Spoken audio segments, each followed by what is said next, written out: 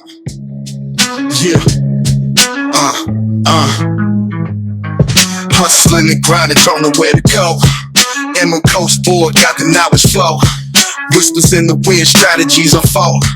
Business blueprint like a pirate's code. Hey everyone, welcome back to the Tab Lab with your host Mickey Kilburn, and myself, Neil Grossheider. We're stoked to have you guys back for part 2 of the firing issues and all this fun stuff that entails. But before we jump into it, quick shout out to Tanya Seabrook with Seabrook Marketing and her podcast Run of Show. She's amazing. If you guys have not checked out her podcast yet, please do. It's on YouTube. Yes. We actually film right here in her studio, and she helps us on the back end with the marketing, with everything else that we do as well.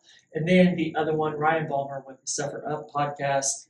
Again, an amazing podcast, really gets down and dirty into helping people rise from the things they suffer from. So they're just amazing podcasts. Please check them out. The links are in the bottom of the description. So good podcast, good people. Yes. Oh, amazing people.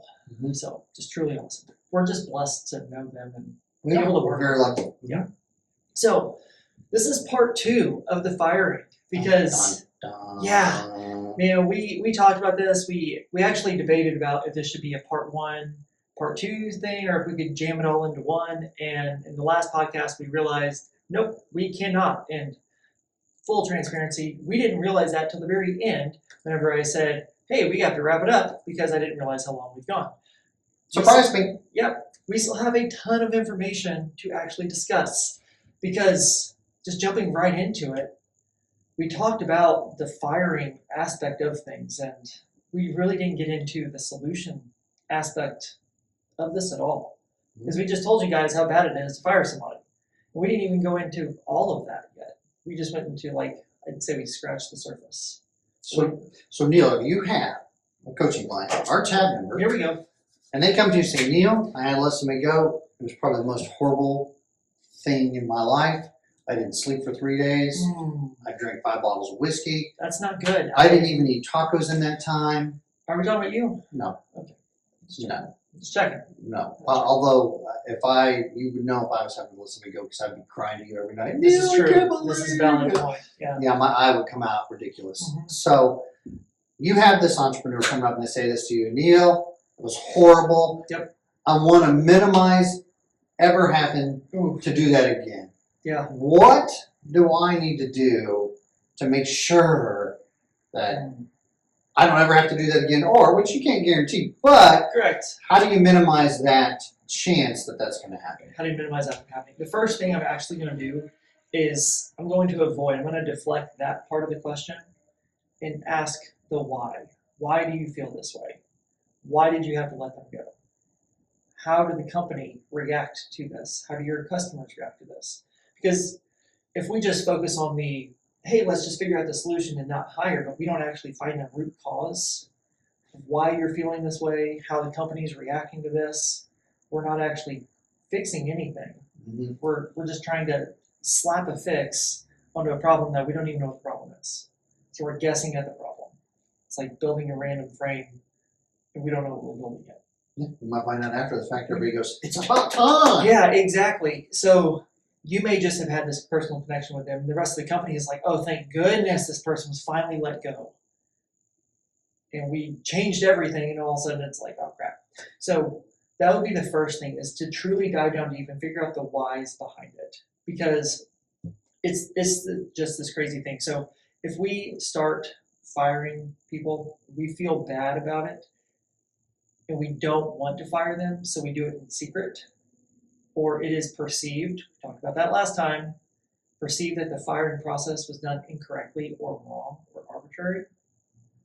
The rest of the employees, they lost their safety net. Mm-hmm. You know what, want to hear a crazy stat? So if an employee is fired, I know he's rolling his eyes, if an employee is fired in that secrecy, or it's viewed as why did this happen, how did we get to this point kind of thing from the other employees, there will be a 20% or up to 20% loss of productivity from everybody else. Because now everybody is scared. They don't know why this person got fired, right? You know, that's funny you say that. I actually worked for a guy that I got to know. He kind of was mentoring me a little bit as I was working for him. And you know what he said to me, and this is just bad leadership, truly. But he said to me, you know, the best way to increase morale around here is fire somebody. Everybody will work harder after that. Can you believe that? I mean, they'll work harder at finding a new job. Exactly. I did. Yeah, seriously. I mean, because now if it's a full transparency firing, right?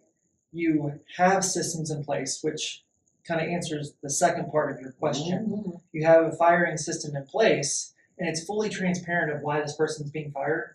Then there's no real loss of productivity because everybody sees it coming, kind of thing. So to answer that last part of the question is if we all have onboarding, should have onboarding procedures and processes, Mm-hmm. you should also have a firing or an offboarding procedure or processes. Wow, that sounds crazy. Weird, right? How many people actually have the offboarding procedures? That's like kind of flippant because you're almost thinking about firing somebody before you even hire him. You are. That's exactly. So Gary Klein, he's a psychologist who actually developed this theory called pre-mortem. Mm. And basically, it's not geared towards hiring or firing people. It's actually geared towards projects.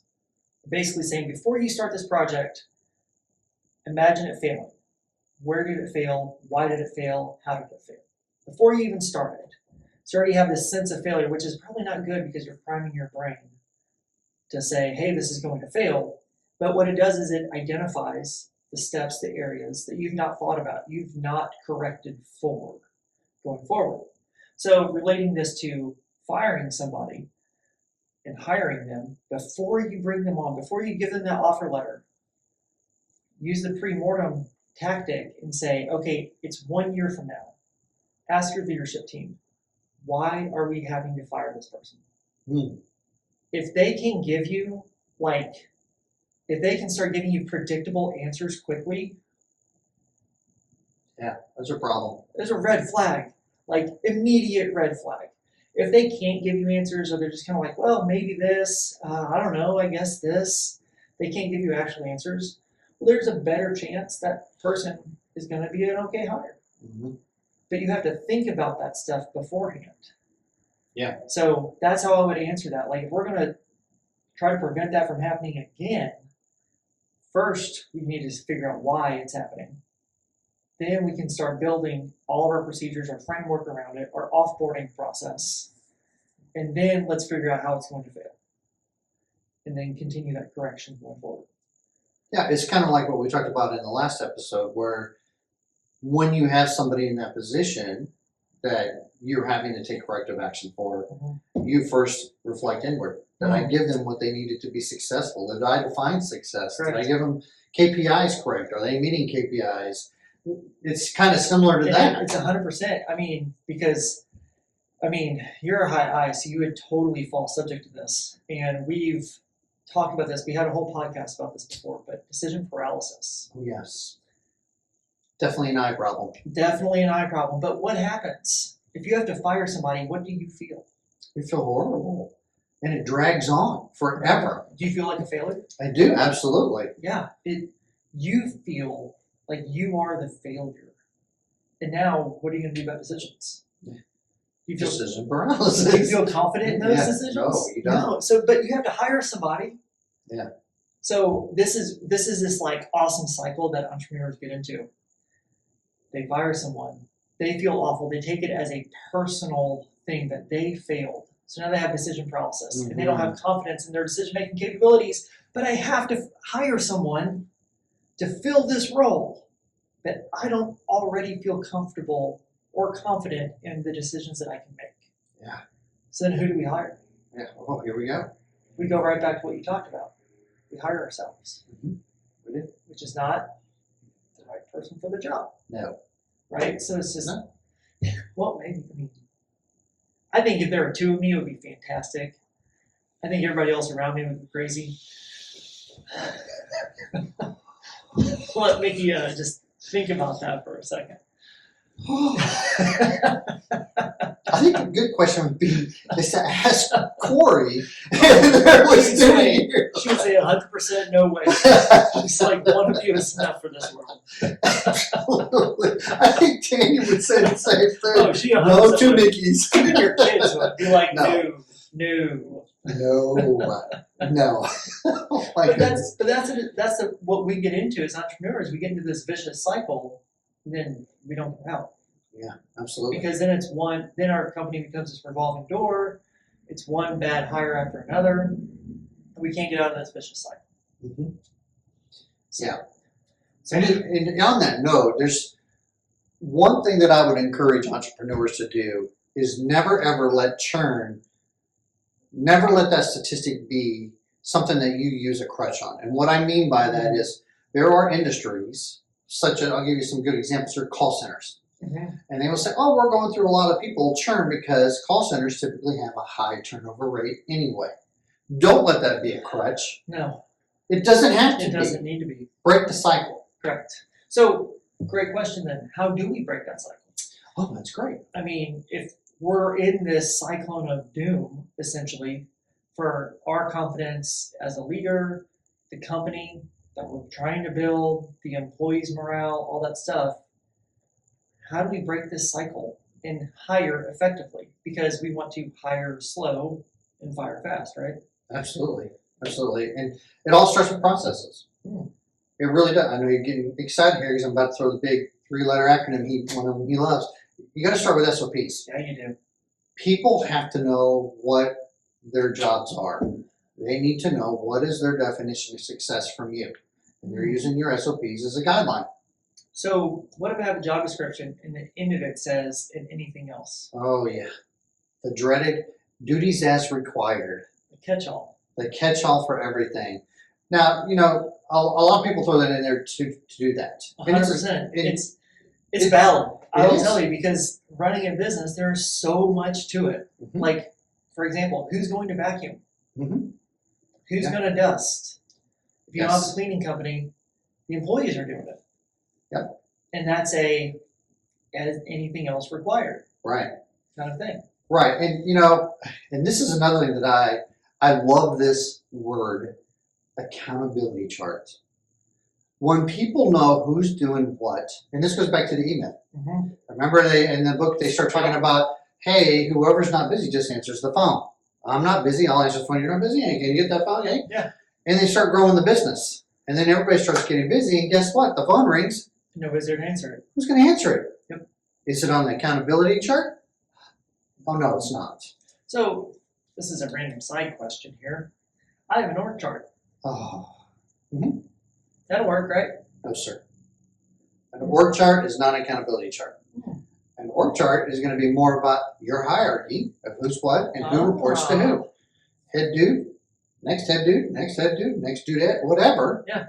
As it goes down. But that is not going to talk about who's answering the phone. I have yet to see an org chart, and I've worked for some big companies Man. that says answering the phone is So- on an org chart. So what you're saying is we need clear job duties Absolutely. in our accountability chart so we can hold each other accountable Mhm.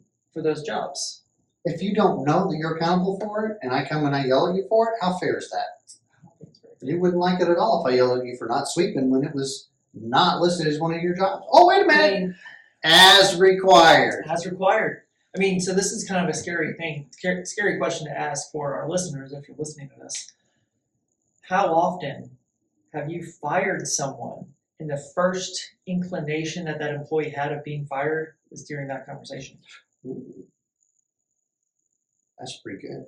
That's a deep, thoughtful question. It is, and it's one of those. It's like maybe you thought you told them, Mm-hmm. maybe not. Mm-hmm. So think about that.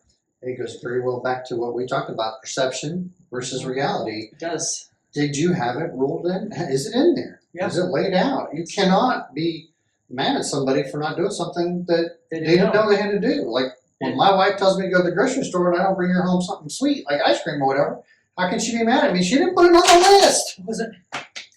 You know. Wasn't on the list, or it was so vague. Oh, yeah. I don't know what this means. Yep. It says vegetables. Yeah.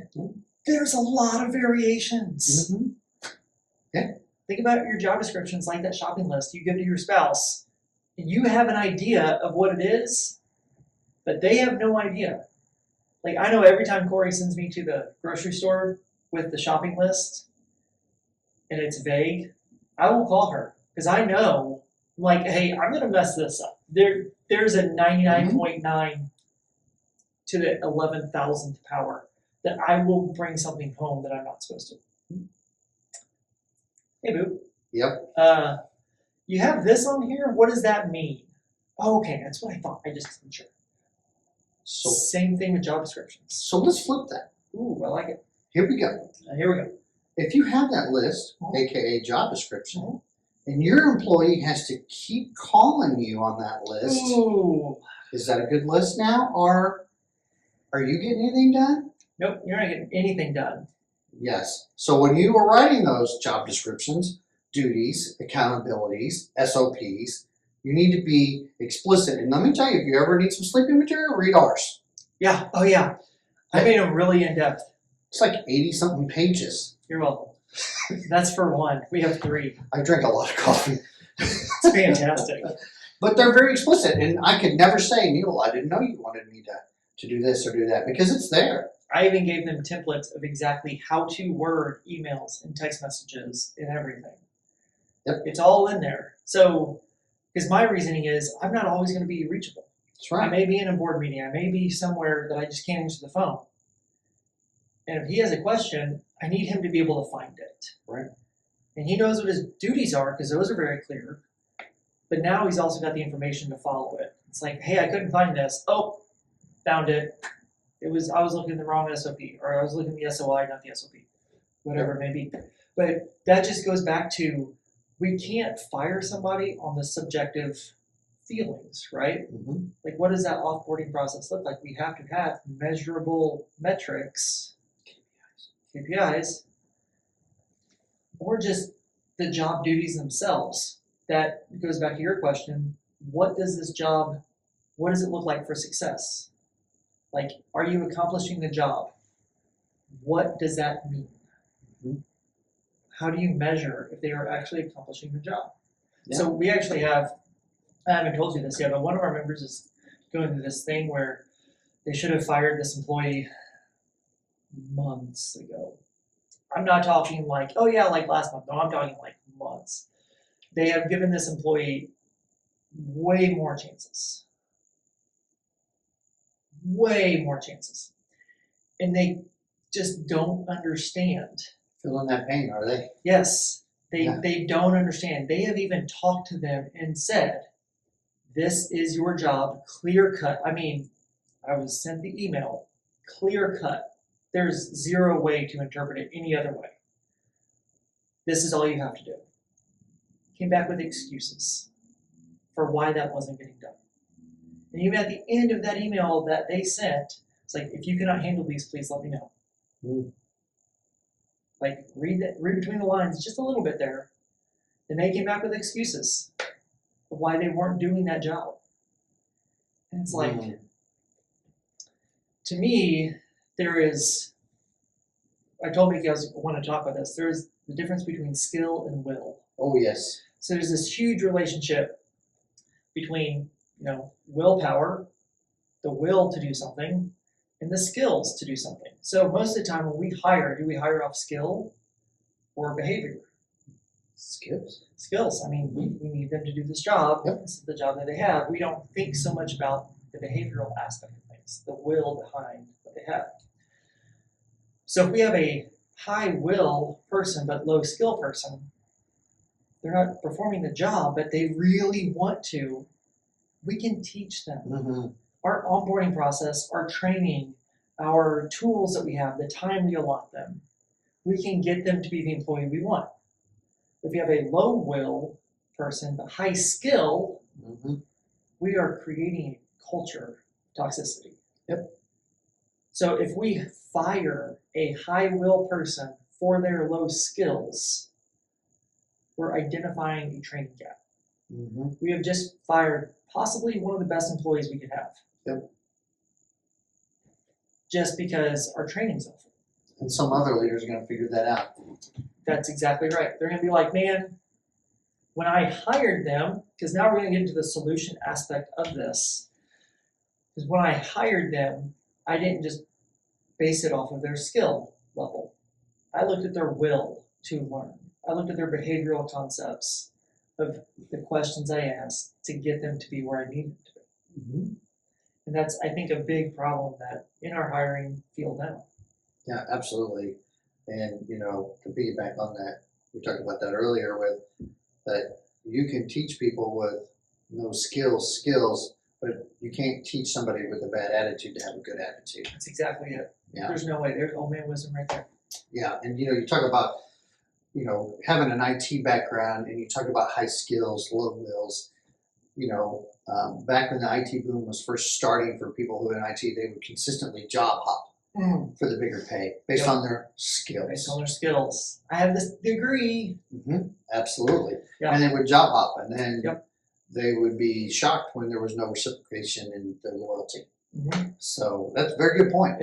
I like that. I mean, it's a very true thing, though, isn't it? Like, if we aren't hiring people, like, most of the time it's, okay, what certificates do you have? What education do you have? What do you have? What skills do you have to complete this job? And we're like, okay, great. You have all the skills required to do this job. You have all the right certification. That's perfect. We don't ask any of the will, the behavioral questions. So instead of asking, can you do this? Can you fax things? Hey, if you don't know how to fax, what would you do?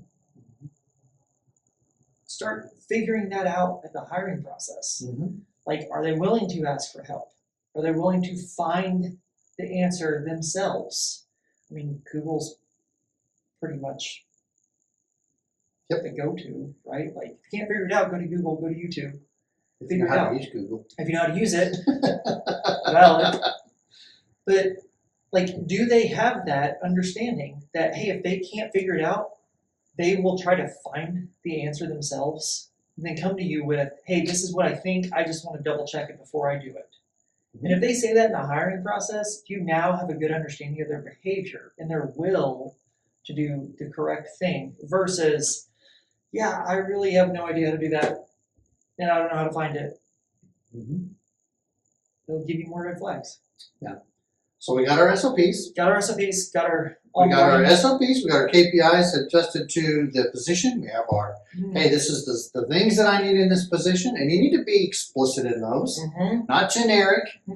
That shopping list. That as required is like one of my. It's a pet peeve for me because it's a catch-all for employers to do anything you want them to do. Yep. And of course, that comes from being in the military, where 100%. as duty requires means you do everything. Hey, I need you to mop the rain off the sidewalk. Exactly. I freshwater wash down in the marine. Yeah.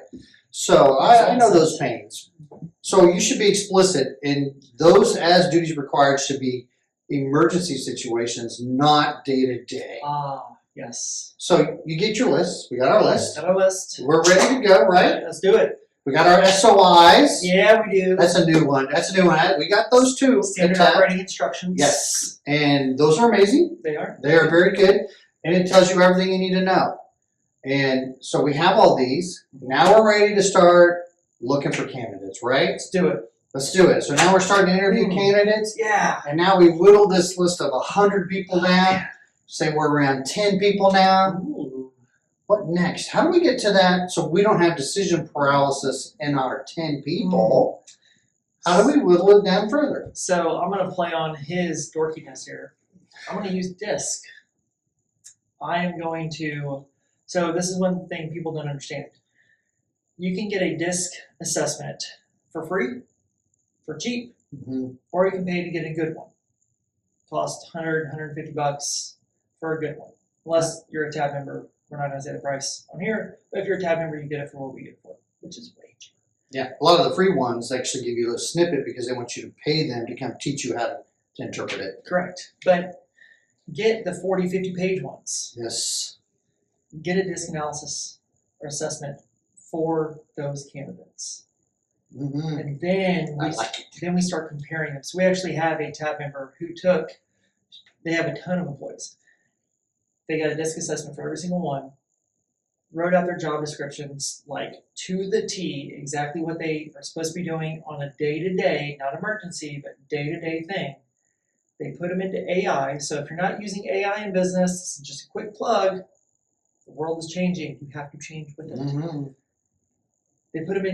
They matched those two into AI and said, hey, match job description with disc.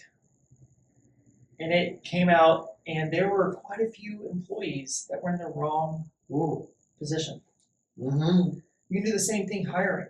Hey, here's the job we are hiring for. Here are their day-to-day duties. This is what I expect of them. A very clear picture of what I need them and expect them to be doing. Because if we can't tell AI exactly what we think this position is, how does that employee know what it is? Put their discs in there, say which ones.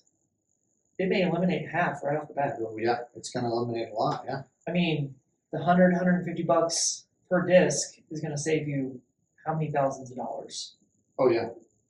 after the 90-day probational A period. small investment up front to eliminate people versus spending countless hours, time, money, sweat, tears, sleepless nights. So you want to hear a cool study? Sherm actually did. Here we go. I know, dorking out over here. So Sherm did this study where companies can lose up to 5 times that individual's salary based on the wrong hire due to lack of job performance, lack of productivity, the time it took to train them, and the resources provided to them. $150 disc assessment, Worth it. thousands Worth upon thousands of dollars, which goes into one of our last podcasts when we talked about, the money aversion thing, where it's like we are 2 times more likely to hold on to something because we put money into it, 2 times more likely to hold it than we are to gain something new. Yeah, crazy. Yeah, we actually have a member that is in this position now where they are contemplating getting rid of somebody, and it's causing the member loss of sleep. She's having a hard time with it. This is very rough for her. And she told me, Nikki, I wish I'd have done a disc before I hired her. That's tough. And I would have realized that she was not the person for this position. Yeah. And that it's tough. And this is the hard part about an entrepreneur. And this is, if you are high I, this is really painful for you. If you are high I, stop hiring eyes. True. Hire for the position, Yep. not for how much you like them. Correct. Because it's everything. It- You could, if you put a high I, low C in an accounting position, you should just start the firing paperwork right now. Yep, 100% just It's not going to work. start it. It's not going to work. So, No. and it's not a dig on that person because we all are unique. We can't all be lawyers. We can't all be doctors and all that. We can't all be Mickey. Somebody has to do every job that we need. It's just what we need for the world to go around. And it's nothing wrong with saying, hey, that person's not compatible, because that person could move on and find their dream job because you let them go, versus hiring them, putting you through hell, them through it, and then firing them, then they find that job. And then we all feel terrible about it because we had to fire them. And it could have just all been figured out during the hiring process. How much better do they feel that they just didn't get the job versus Correct. getting the job and then losing it a year later? So this is a fun thing I do want to talk about, because we did mention a little bit about the 90-day probational period. We bring somebody on, right? Most companies have this 90-day probational thing that we do. Most employers, managers, whatever, can identify those bad behaviors, those fireable behaviors within the first 60 days. But they wait about 6 months to a year to actually implement those. Why? Because they're a manager, not a leader. Manager, not a leader. There's a difference. There is a huge difference. There is huge difference, and if you don't know the difference, you're probably a manager. Yep. So that's what I'm going to say on that. That's like the best old man wisdom. It's blunt, and if you know, Neil knows that I say the hard things and I say the does. hard questions. Yep. But it's not because I'm being mean; it's because it's about growth. Yep, 100%. If you knew in 60 days and you could have just let them go and there's so less pain for everybody, instead you just put everybody in the company at pain, including yourself, Correct. because you didn't have the leadership skills To do it. to say, this isn't going to work. Mm. I appreciate everything you've done. Thank you. I wish this could have worked. It doesn't. This just isn't going to work. I wish you the best. Now, I have a question with that, because what if the employee says, I don't know if this company is the right fit for me? That's one of those solutions we can have to this. Make that 90-day probational period a two-way street. Absolutely. Great idea. Now, not only is the company, the employer, and the rest of the employees kind of following this person, see how the first 90 days work out, but then that person is saying, like, I don't know if this is really where I do want to work. Mm. And if there is a onboarding system that allows for that to happen, think about the feedback you could get from your onboarding process. Because some companies hiring, they haven't had to onboard in years. And so their onboarding system may be extremely outdated, maybe broken, they don't know. And if this employee can identify these things, now you're getting a lot of like introspective of this person. One, they're willing to tell me what's wrong. Let me show them we're willing to work with them. We're willing to change, we're willing to make things better, right? Is this person willing to stay around if we fix it? Because a lot of people, oh, this isn't working. Hey, this doesn't work. See ya. But if they're willing to stick around and help us make it better, think about this employee in the future, 5 years from now. Or go back to that pre-mortem. Hey, I have to fire you. Why am I firing them? Well, now those answers probably aren't so clear because they're willing to identify your shortcomings and work with you to make them not shortcomings. So it really becomes a good two-way street because you may have, if you're growing, you have to hire a lot more people. So you want that onboarding process to be amazing, right? So why don't we have our onboarding people using the system tell us what's working, what's not working? Yeah, folks, leader.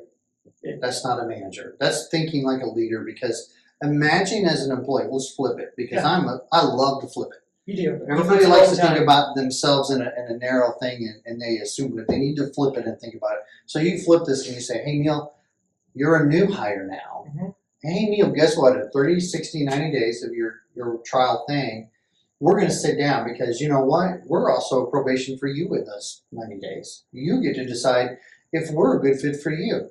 I like this. So at 30 days, we're going to sit down and we're going to say, hey, Neil, this is some of the things that we've noticed. And Neil, guess what? You get to tell us, hey, by the way, the documentation that you have isn't quite really complete. There's a lot more to this job than that.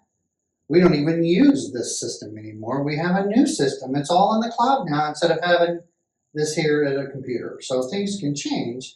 Imagine the mindset of that person now, because every company loves to say, we're a family here, Neil. We're a family. We're a family until you get fired. It's true.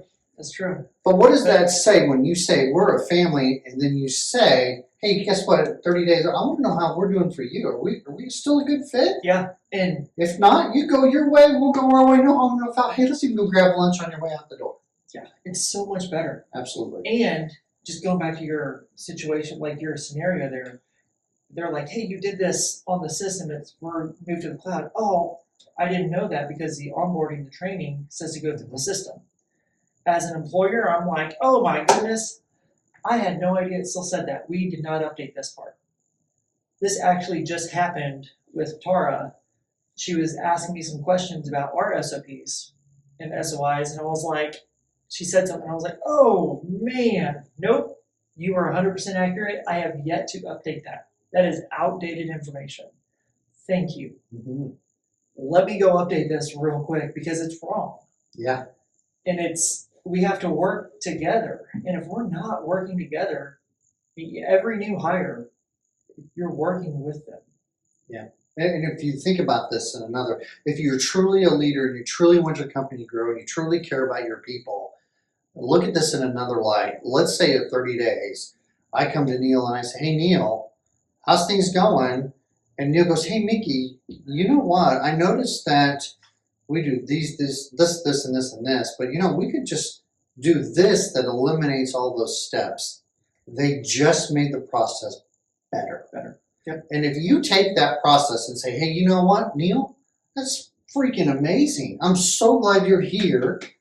We're going to change this process. Now, how does Neil feel? I feel great. Neil feels amazing. He feels appreciated. Yep. And that one thing that a lot of employees want that employers don't understand is they feel a part of the company. They feel part ownership. True. And you just built that in a trial period. Yeah, a 90-day probational period. Yep. You just built this, and they're loyal now. Mm-hmm. Most people have become loyal if they know they have stake in the game. Yep. So, Absolutely. It's a two-way street. it is. So, what old man wisdom you got for us? Because that's our solution to hiring. Or Yes. that's our solution to firing. Sorry. Our solution to firing people is hiring correctly. Hiring better. We don't like to fire. Yes. Nobody really enjoys it. So the solution is hiring better, creating those proper procedures, hiring the right way, looking at the right people, making sure your stuff is aligned, being vulnerable to your processes, your procedures, all that stuff. So what old man wisdom we got? Man, you're putting me on the spot. I know, I love it. He's always just got a lot of, old man wisdom going on up here. Sometimes it's hard to articulate because there's so little, so much going on up here. Iceberg's pretty small. We talk about these things, and my advice is, when you go to hire somebody, you absolutely have to give them every tool that they need to be successful. Yep. Everything that they need so that they're successful, because if they're not successful, you're not successful. And if you don't give them these things and you don't do all these things up front and don't hire off of disc, and don't hire the eyes, you hire the right person for the seat. Mm-hmm. Hire for the seat, not the person. Not the person. And then when you do all those things, you'll find yourself saving money, getting more sleep, and you never know, you might find that next person that you can go on vacation, and that person that you just hired is going to take it over. So your life, your health, and your business are strong. Wow. So I'm going to take a vacation. He's taking over. I'll see you You guys. do it all the time. I don't know why you act like it's just now. That is some great advice. Very, straight to the point. Because, as you were talking, all I heard was, I got hired as a carpenter, but they didn't give me hair. That's fantastic. That's a great analogy. But, that's essentially what we could be doing. Mm-hmm. So we have to provide them the right tools for the job. Yeah, I absolutely. love it. I love it. Thank you guys so much for tuning in to another episode of the Tab Lab with your host, Mickey Gilbert, and myself, Neil Grossire. We will see you guys next time. See ya. Yeah. Hustling and grinding, don't know where to go. And my coach board got the knowledge flow. Whispers in the wind, strategies unfold. Business blueprint like a pirate's code.